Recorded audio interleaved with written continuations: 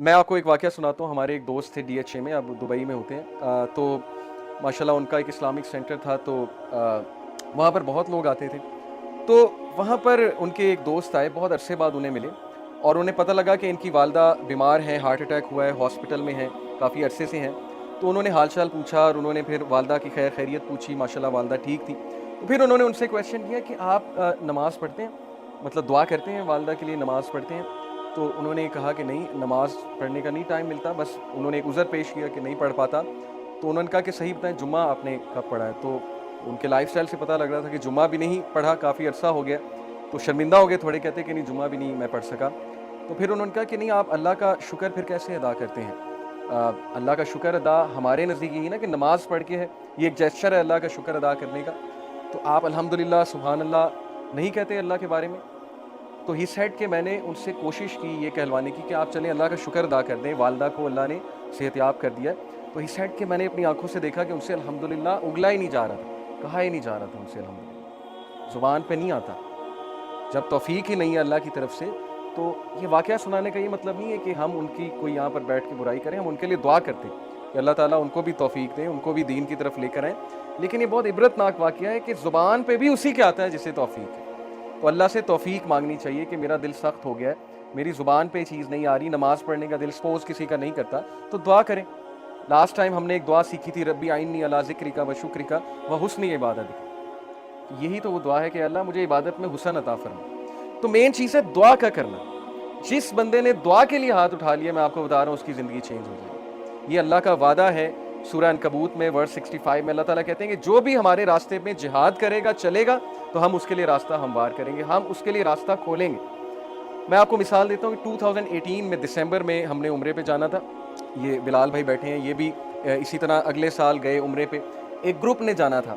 उम्मुल कुरा यूनिवर्सिटी ने कोटा दिया था कि पाकिस्तान से 10 लोग आ सकते हैं जो दीन का कोई काम कर रहे हैं। तो माशाल्लाह उन्होंने हमारी रहाइश का भी इंतज़ाम किया, उन्होंने हमारे खाने पीने का भी इंतज़ाम किया, अकोमोडेशन का भी किया, सिर्फ टिकट हमने लगाई। ये भी अल्हम्दुलिल्लाह मैं काफ़ी अरसे से अल्लाह से दुआ कर रहा था कि अल्लाह बुला लें वहाँ पे। तो अल्लाह ने ईज़ बहुत क्रिएट कर दी। मुझे एक दोस्त ने कांटेक्ट किया कि जी उम्रे के लिए ये कोटा आया है, तो आप जाना चाहेंगे? मैंने कहा हाँ बिल्कुल जाना चाहेंगे।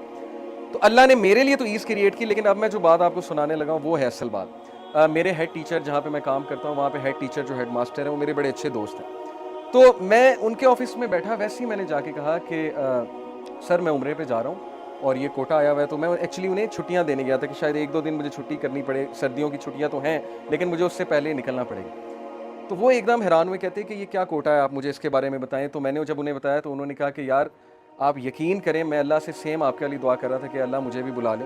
तो अगर तो इस कोटे में कोई जगह है तो आप मेरे लिए भी ट्राई करें।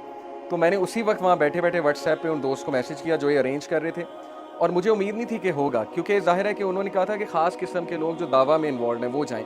लेकिन जब उन्होंने सुना कि एक टीचर हैं और हेड टीचर हैं, तो इतना खुश हुए, उन्होंने कहा कि बिल्कुल हम इनके लिए जगह क्रिएट करेंगे, आप इनको भी लेकर आएँ। अब वो इतना खुश हुए, मैं आपको बता नहीं सकता। उनकी आंखों में लिटरली मैंने आंसू देखे, क्योंकि उनकी दुआ उन्हें कबूल होती वहाँ पे नजर आई। और वो कहते हैं मैं सोच भी नहीं सकता था कि कोई बैठे बैठे मुझे उम्रा की ऑफ़र करेगा और बैठे बैठे उम्रा डन हो जाएगा और मैं चला जाऊँगा। यानी अदरवाइज़ उन्हें ज़ाहिर है पैसे कुछ अकोमोडेशन के हवाले से, बाकी रहने के हवाले से करने पड़ते, लेकिन अल्लाह ताला किस तरह इंतज़ाम करके उन्हें वहाँ पर ले गए, because he was asking for this, he was praying for this. ये उनकी एक दुआ में से दुआ थी।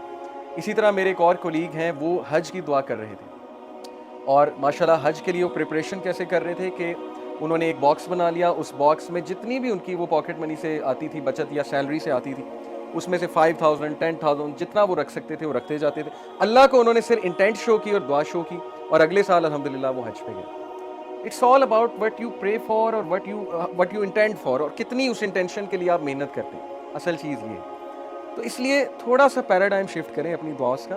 दुनियावी चीज़ें मिलनी ही मिलनी है, ये अल्लाह का वादा है।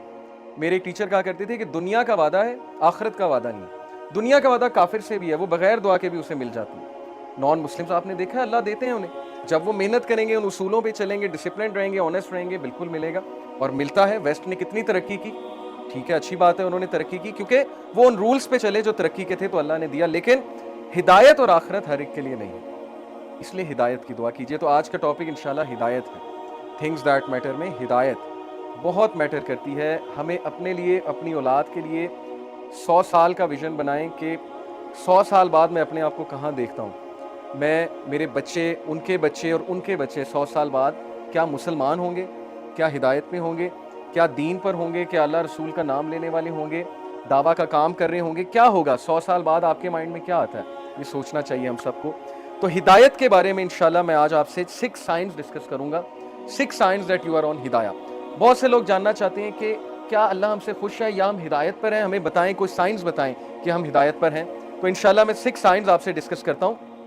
سب سے پہلا سائن یہ ہے ہدایت پر ہونے کا کہ آپ اللہ کی طرف سے ہدایت میں ہیں، کہ آپ ہدایت کی دعا کر رہے ہیں۔ یہ پہلا سائن ہے کہ اللہ آپ سے پلیزڈ ہے اور آپ ہدایت پر ہیں، کیونکہ جو انسان دعا ہی نہیں کر رہا، وہ دوسروں کو کہتا ہے میرے لیے ہدایت کی دعا کرو، میرے لیے ہدایت کی دعا کرو، لیکن خود اس نے کبھی نہیں کی، خود اس نے کبھی ہاتھ نہیں اٹھائے، تو آپ کا کیا خیال ہے اسے ہدایت آ جائے گی؟